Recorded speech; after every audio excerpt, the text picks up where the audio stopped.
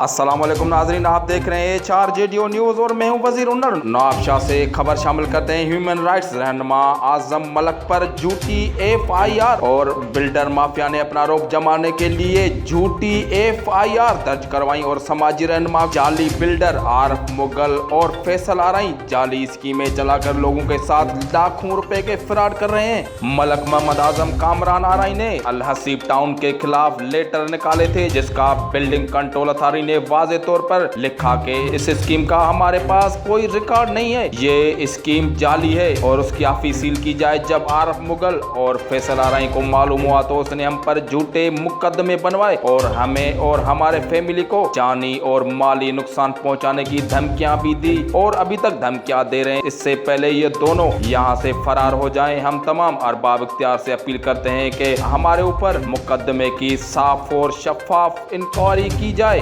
HRJDO news में फिलहाल इतना ही। मज़ीद खबरों अपडेट्स के लिए देखते रहिए HRJDO न्यूज़। मेरा आज वीडियो बयान अपलोड करने का मकसद पिछले हफ्ते सोशल मीडिया पर जो मन गढ़ंत खबरें अखबारात में और सोशल मीडिया पर चलाई गई हैं, उनकी सच्चाई और हकीकत बयान करने के लिए आज ये वीडियो बयान अपलोड कर रहा हूँ। 24/12/2019 को मोहम्मद शहजाद उर्फ सन्नी ने एक दरख्वास्त दी कि मोहम्मद आरिफ और फैसल आरई दोनों ने एक हाउसिंग स्कीम काटी है नादन बाईपास पर, और मुझे शक है कि ये फेक है। ये गुलशन अल हसीब हाउसिंग स्कीम का लिटरेचर है। मैंने इसका शेड्यूल और इसका नक्शा तस्दीक के लिए तीनों चीजें, ये इसकी TCS की रसीद है।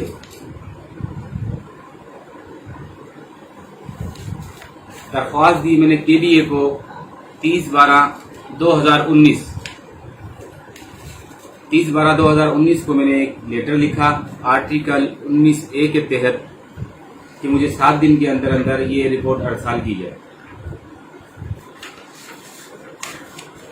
जिसका कोई रिप्लाई नहीं आया। बाद में मैंने 21/1/2020 को दूसरा लेटर लिखा कि हमारी दरख्वास्त को आपने रद्दी की टोकरी में डाल दिया है, बराए मेहरबानी इधर सैकड़ों खानदान का लाखों करोड़ों रुपया डूबने का खदशा है, इसकी आप मुझे वेरीफाई तस्दीक करें।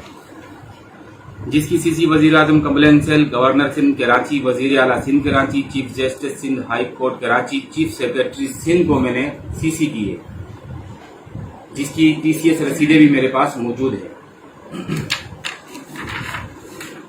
इसके बाद KDA ने मुझे एक लेटर लिखा, CC की मुझे,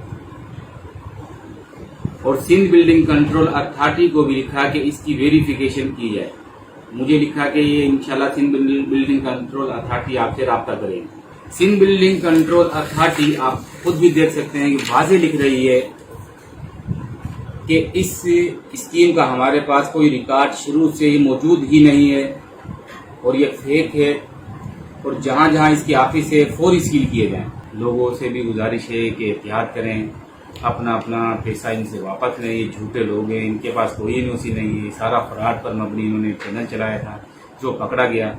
अब मुझे ये झूठे मुकदमात में फंसाने के लिए फिर दोबारा कोशिश कर रहे हैं, और इंशाल्लाह अल्लाह ने चाहा तो मैं इसमें सुरखरू होकर निकलूंगा इंशाल्लाह। बिल्डिंग कंट्रोल अथॉरिटी को, आला अख्तियार को, तो इन पर कार्रवाई क्यों नहीं हो रही है भाई? इन पर फौरी कार्रवाई की जाए। ऐसा ना हो कल को ये लोग भाग जाए। इनका काम ये कर ही इसलिए रहे कि मुझे प्रेशर दे रहे कि आप रोको। हालांकि जब ये केस हुआ, जब इन्होंने मुझे उठवाया, उसके दूसरे दिन मुझे प्रेशर दिया गया कि आप इनसे केस से हाथ उठाओ और आप कंप्रोमाइज कर लो। ये लिख कर भी देने को तैयार है। मेरे घर पर भी आए, मेरी वालिद से भी मिले, मेरे भाई से भी मिले, मुझसे भी मिले थाने पर आकर। कामरान को भी कहा, सन्नी के घर वालों से भी मिले, ये सब जगह पे घूमे। बीच में इन्होंने बंदे भी डाले कि यार आप कंप्रोमाइज करो। भाई कंप्रोमाइज किस चीज का यार? केस से क्यों हाथ उठा ले? आपने जो इतनी हमें जलालत दी है, इतना जो लोगों के सामने प्रोपेगेंडा किया है, उनकी हकीकत तो मैंने बयान करनी है, और इंशाल्लाह